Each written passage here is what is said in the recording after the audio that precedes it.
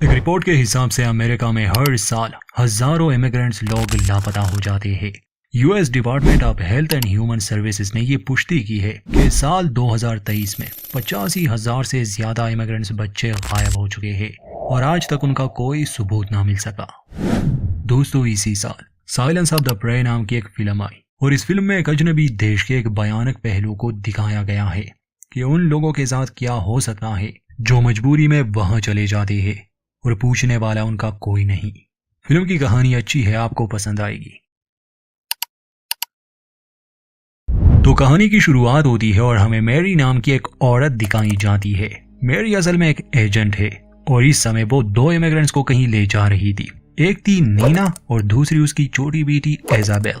Neena Belarus से America I थी। हाल ही में उस पर कोई केस था जिससे लीगली वो इस देश में नहीं रह सकती, ना ही काम कर सकती है जब तक उस पर लगे इल्जामात खारिज नहीं होते। अब उसे पैसों की जरूरत थी, इसलिए उसे काम चाहिए था जब तक उसके लिए सब कुछ ठीक नहीं हो जाता। मैरी ने उसके लिए एक नौकरी ढूंढ ली थी।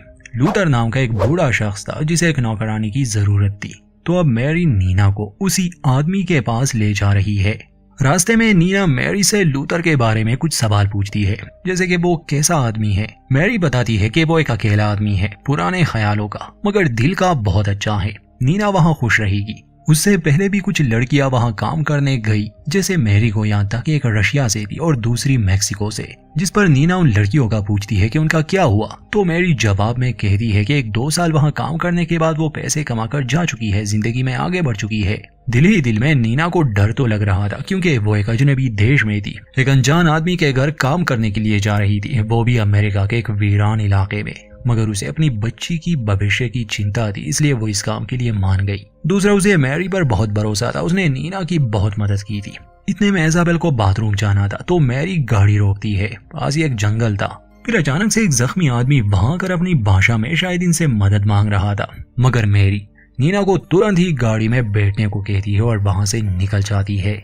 ये देखकर नीना को बुरा लगा कि मैरी ने उस आदमी की मदद क्यों नहीं की। पूछने पर वो बताती है कि ये अमेरिका है, यहाँ ऐसे अजनबियों पर भरोसा नहीं किया जाता, सुनसान इलाका है, कुछ भी हो सकता है। 1 घंटे बाद ये लोग अपनी मंजिल यानी लूथर के यहाँ पहुंच जाते हैं। ये एक बड़ा और पुराना सा घर था। मैरी दरवाजे पर दस्तक देती है। लूथर दरवाजा खोलता है तो मैरी को देखकर उसे काफी खुशी हुई, क्योंकि ये दोनों एक दूसरे को काफी समय से जानते थे। फिर मैरी नीना को लूथर से मिलवाती है कि ये यहाँ काम करने आई है। लूथर उनसे हालचाल पूछता है, फिर उन्हें अंदर लाता है। नीना की बेटी को देखकर वो कहता है कि आज से पहले यहाँ जितनी भी लड़कियां आई उनके पास बच्चे नहीं थे और उसके हिसाब से यहाँ बच्चे नहीं रह सकते। मैरी लूथर को बताती है कि नीना बहुत मुश्किल हालात से गुजर रही है, वो अपने देश से भाग आई है युद्ध के कारण, इसका और कोई नहीं। और नीना भी लूथर को यकीन दिलाती है कि उसकी बच्ची उन्हें बिल्कुल भी परेशान नहीं करेगी, ये काफी शांत है। ये जानकर के नीना का कोई नहीं, इसलिए वो उसे काम देने के लिए मान गया।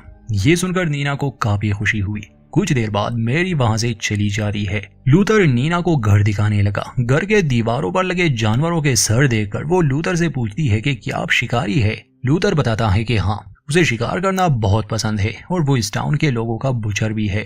1 घंटे की दूरी पर यहाँ एक मार्केट है, मगर हमारे टाउन के लोग अपने परंपराओं को मानते हैं। यहाँ रहने वाले हम सबसे पुराने लोग हैं, जब इस देश में लोग आना शुरू हुए थे। फिर लूथर शिकार की तारीफें करने लगा। कहते हैं कि अगर हम इन जानवरों का शिकार नहीं करेंगे तो वो तादाद में बहुत ज्यादा होकर बीमारियां फैलाएंगे। यही प्रकृति का नियम है, उनका मांस हमारे लिए एक वरदान है।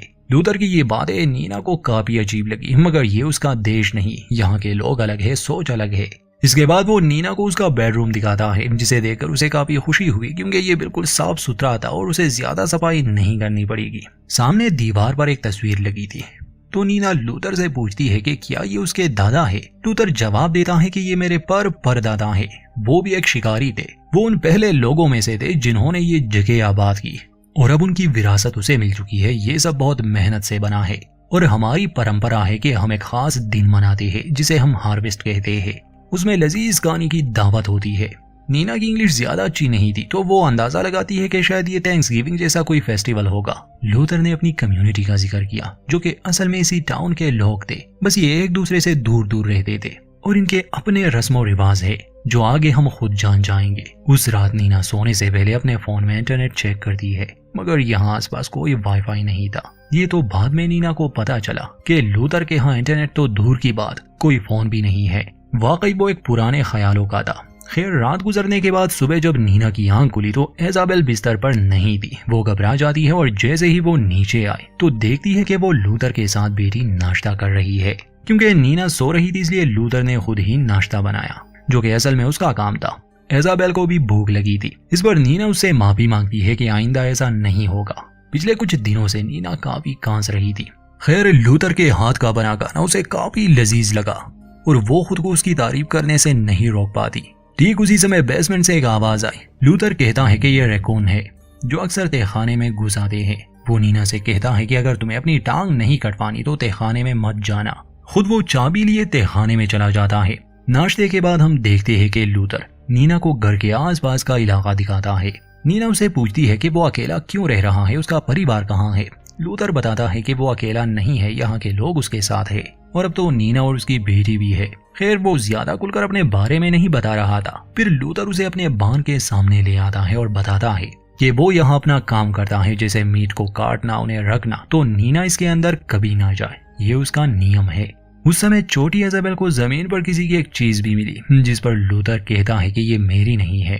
अब ये चीज किसकी थी ये तो थोड़ी देर में ही हमें समझ आ जाएगा। नीना अपनी बच्ची को समझाती है कि वो कभी भी इस बान के अंदर ना जाए। शाम होने से पहले हम लूथर को बेसमेंट में देखते हैं, जहां वो मांस का एक टुकड़ा काट कर ऊपर ले आता है और नीना को पकाने के लिए देता है। नीना की तबीयत कुछ ठीक नहीं थी, वो कांस रही थी, तो लूथर उसके लिए अपनी हाथ की बनी चाय लाता है जिसमें कुछ जड़ी बूटियां थी और उसके हिसाब से ये बहुत खास है क्योंकि ये उनके परिवार की सीक्रेट रेसिपी थी। वो नीना से कहता है कि इसे पीने से उसकी खांसी ठीक हो जाएगी। ये चाय नीना को बहुत पसंद आती है और पीते ही उसे चक्कर भी आने लगे, इसलिए वो सोने चली गई। इससे नीना को समझ जाना चाहिए था कि आइंदा वो इस चाय को हाथ भी ना लगाए। अगले दिन वो काफी अच्छा महसूस कर रही थी। घर के काम निपटाने के बाद वो अपनी बच्ची के साथ लुका छुपी खेलती है ताकि वो यहाँ खुश महसूस करे। उस दिन भी लूथर नीना को वो चाय पिलाता है। इस बार भी चाय पीने के बाद नीना को चक्कर आने लगे, इसलिए वो जल्दी सो जाती है। उसे शक तो था कि लूथर के दिए हुए उस ड्रिंक में कुछ तो गड़बड़ है, मगर लूथर की बातें और उसका बर्ताव बहुत अच्छा था, इसलिए उस पर शक करना नीना को गलत लग रहा था।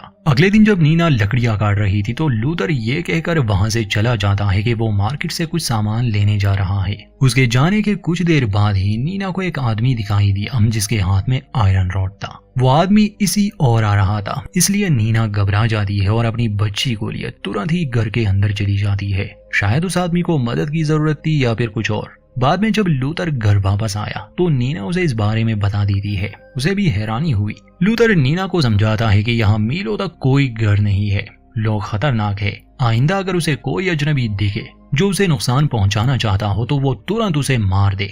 लूथर उसे जंगल में ले जाता है ताकि उसे बंदूक चलाना सिखाए। सामने हिरन का एक बच्चा था। लूथर उसे मजबूर कर रहा था कि वो उसे मार दे। नीना ये नहीं करना चाहती थी। एक आवाज से वो भाग जाता है, जिस पर लूथर को गुस्सा आया। वो उस पर भड़क जाता है कि अगर उसे इस दुनिया में जीना है तो किसी को मारना सीखना होगा, वरना वो खुद मारी जाएगी। जब ये घर लौटे तो लूथर ने इजाबेल के लिए एक छोटा सा डॉल हाउस बनाया था, जिससे नीना को भी काफी खुशी हुई। वो लूथर को शुक्रिया कहती है। इतने में वो आदमी फिर से इन्हें दिखा जो इस ओर आ रहा था। लूथर गन लेने घर में गया। नीना और इजाबेल बाहर थे। ये आदमी करीब आया तो कहता है कि मेरी गाड़ी खराब हो चुकी है, यहाँ मीलों तक मुझे कोई घर नहीं मिला, मेरा नाम आंद्रेस है। और तभी लूथर आकर बंदूक उसके सर पर दे मारता है, जिससे वो गिर गया। लूथर उसे सवाल पूछने लगा। जब उसे यकीन आ गया कि वो अकेला है और सच में उसकी गाड़ी खराब हो चुकी है तो वो उससे माफी मांगता है। बाद में वो आंद्रेस से कहता है कि मैं एक मैकेनिक को जानता हूँ, मैं उससे बात करने जाऊंगा और चूंकि मैंने तुम्हें गलती से मारा, तुम्हारा चश्मा तोड़ दिया, इसलिए तुम 1-2 दिन यहाँ रह सकते हो, तब तक तुम्हारी गाड़ी भी ठीक हो जाएगी। अगर तुम जाना चाहते हो तो जा सकते हो, कोई जबरदस्ती नहीं, मगर दूर दूर तक सिर्फ जंगल है और पता नहीं तुम्हारा किस चीज से सामना हो जाए। आंद्रे सिर्फ एक फोन कॉल करना चाहता था, मगर यहाँ लूथर के घर में कोई फोन था ही नहीं। उसकी बात मानकर वो यहाँ रह जाता है। आंद्रेस कोलंबिया से था और अब वो जेम्स टाउन जा रहा था क्योंकि वहाँ वो अपना बिजनेस शुरू करने वाला था, मगर उसकी गाड़ी खराब हो चुकी थी। रात का खाना खाने के बाद आंद्रेस बर्तन धोने में नीना की मदद करता है और यहाँ उसे पता चला कि नीना तो बस यहाँ मेड का काम करती है। दोनों में काफी जल्दी दोस्ती हो गई। काम करते समय आंद्रेस को वहाँ वाइन की एक बोतल मिली तो वो नीना से कहता है कि चलो इससे थोड़ा पी लेते हैं। नीना मना करती है कि वो ऐसा नहीं कर सकती, शायद लूथर को बुरा लगे, मगर आंद्रेस वाइन पी लेता है। इसके बाद दोनों सोने चले गए। नीना अपने कमरे की खिड़की से जब बाहर झांकती है तो उसे हिरन के सींग पहने एक इंसान नजर आया जो कि पलक झपकते ही वहां से गायब भी हो जाता है। तो नीना को लगा कि ये बस उसका वहम है। वो सो जाती है। अगली सुबह जागने पर फिर से उसकी बेटी इजाबेल बिस्तर से गायब थी। उसे फिक्र होने लगी। वो उसे घर में ढूंढती है। तब तक आंद्रेस भी जाग चुका था। ये लोग बाहर आते हैं तो इजाबेल लूथर के साथ थी। नीना जल्दी से आकर अपनी बच्ची को गले से लगाती है। ठीक उसी समय नीना को थोड़ी दूरी पर 3 मास्क पहने लोग नजर आए जो आंद्रेस और लूथर को नजर नहीं आ रहे थे। वो इसलिए क्योंकि नीना ये हेल्यूसिनेट कर रही थी, शायद उस चाय की वजह से। बाद में आर्थर उन दोनों को बताता है कि आज रात यहाँ कुछ मेहमान आने वाले हैं। नीना पूछती है कि फोन तो यहाँ है नहीं, फिर आपने उन्हें इन्वाइट कैसे किया? लूथर बताता है कि जब तुम दोनों सो रहे थे मैं अपने पड़ोसियों के यहाँ गया था। आंद्रेस ने गाड़ी की चाबियां टेबल पर छोड़ दी थी तो मैंने मैकेनिक को गाड़ी ठीक करने को कह दिया है। ये जानकर आंद्रेस को अजीब लगा क्योंकि उसने अपनी गाड़ी की चाबियां टेबल पर नहीं छोड़ी थी। ये तो उसे अच्छी तरह से याद था। खैर लूथर उन्हें ये भी कहता है कि मेरी इजाजत के बगैर वो वाइन ना पिया करे। कल रात उसे पता चल चुका था। नीना को अपने कमरे में ले जाकर वो उसे एक लाल रंग का ड्रेस देकर कहता है कि आज रात तुम ये पहनो ताकि मेहमानों के सामने तुम अच्छी दिखो। वहाँ एक किताब भी पड़ी थी, order of the children of the sun नाम की। अब जैसे ही नीना उस किताब को खोलने वाली थी लूथर उसे मना करता है कि तुम इसे नहीं छू सकती, ये उनके लिए एक पवित्र किताब है और आइंदा किसी भी काम को करने से पहले वो लूथर से इजाजत मांगेगी। शाम को जब मेहमान आए तो लूथर नीना को उनसे मिलवाता है। वैसे तो सभी उससे काफी अच्छे से पेश आते हैं, मगर आगे जो वो सवाल पूछने लगे वो नीना को काफी अजीब लगता है। ज्यादातर सवाल उसके देश के बारे में थे। कुछ देर बाद जब वो और आंद्रेस ऊपर आए तो दोनों को ही अजीब लगा क्योंकि आंद्रेस का कहना था कि वो लोग मुझे सिर्फ मेरे देश के बारे में ही पूछ रहे थे और उन हादसों के बारे में जिसे हुए 30 साल गुजर चुके हैं। आंद्रेस को कुछ गड़बड़ लग रही थी और उसे इन लोगों पर शक भी था। वो नीना से कहता है कि मैं भी इस देश में अजनबी हूँ और मुझे लगता है तुम्हें यहाँ नहीं रहना चाहिए, मेरे साथ जेम्स टाउन जाओ, मेरा अपना बिजनेस है, मैं तुम्हें पैसे दे दूंगा। मगर नीना ऐसे ये काम छोड़कर तो नहीं जा सकती थी। खाना खाने के बाद लूथर आंद्रेस को बान में ले जाता है ये कहकर कि उसकी गाड़ी ठीक हो चुकी है, मगर बान में दाखिल होते ही आंद्रेस वहाँ कुछ भयानक देख लेता है और तभी लूथर ने उस पर हमला कर दिया और बेहोश कर दिया। आगे नहीं दिखाया जाता उसने आंद्रेस का क्या किया, मगर काफी समय गुजरने के बाद जब आंद्रेस घर नहीं आया तो नीना को फिक्र होने लगी, इसलिए वो बाहर आई आंद्रेस की तलाश में। फिर से उसे मास्क पहना एक इंसान नजर आया। इतने में लूथर वहां आकर नीना को बताता है कि आंद्रेस जा चुका है। नीना को हैरानी हुई कि उसे बिना बताए वो कैसे चला गया, तो लूथर बताता है कि वो जल्दी में था इसलिए। चाय पिलाने के बाद फिर से नीना अपने होश में नहीं रहती और इस बार हम देख पाते हैं कि उसे एक जगह पर लिटाया गया है और लूथर के लोग उस पर किसी तरह का रिचुअल कर रहे हैं। लाल ड्रेस पहनाने के पीछे यही कारण हो सकता है। खैर होश में आने पर वो अपने कमरे में थी और अगले दिन घर की सफाई करते समय उसे फर्श पर खून मिला, जिससे अब उसका शक और बढ़ने लगा कि ये लोग कुछ तो छुपा रहे हैं। लूथर बेसमेंट में था इसलिए नीना जल्दी से उसके रूम में जाकर तलाशी लेने लगी। उसे वहाँ एक संदूक मिलता है जिसमें कुछ तस्वीरें थी। उन तस्वीरों में लूथर के पूर्वज थे जो या तो किसी रिचुअल में नजर आ रहे थे या किसी युद्ध में, यानी लोगों को मारते हुए। वो किताब भी वहां पड़ी थी। अब इससे पहले कि नीना उस किताब को देख पाती है कि आवाज से वो समझ गई कि शायद लूथर ऊपर आ रहा है, इसलिए वो तुरंत ही उस कमरे से बाहर निकली। नीचे आकर वो देखती है कि लूथर तहखाने से निकला, उसके कपड़ों पर खून था। तहखाने से आवाजें भी आ रही थी। लूथर नीना को साफ साफ कह देता है कि वो तहखाने में ना जाए। नीना उस समय तो कुछ नहीं कहती, मगर उसे अब आंद्रेस की चिंता होने लगी थी। कहीं ऐसा तो नहीं कि तहखाने में उसे रखा गया हो, इसलिए रात को वो तहखाने के अंदर जाने का फैसला करती है। मगर लूथर शातिर था, वो वहां बैठा पहरा दे रहा था। वो नीना पर भड़क जाता है। अगले दिन जब लूथर को किसी काम से बाहर जाना पड़ा तो मौका मिलते ही नीना अपनी बच्ची को ऊपर चुभने के लिए भेज देती है और खुद कुल्हाड़ी से तहखाने का दरवाजा तोड़कर अंदर जाती है। ये देखकर तो उसे विश्वास नहीं हो रहा था कि आंद्रेस को एक कुर्सी से बांधा गया है, उसकी आंखें भी निकाल दी गई है। वो मदद मांग रहा था, दर्द से तड़प रहा था। नीना उसे और अपनी बच्ची को लिए वहां से भागने लगी, मगर जंगल में लूथर द्वारा उन्हें पकड़ लिया जाता है। इसके बाद नीना होश में नहीं रहती और होश में आने पर लूथर उसे कमरे में कुछ दिनों के लिए कैद रखता है।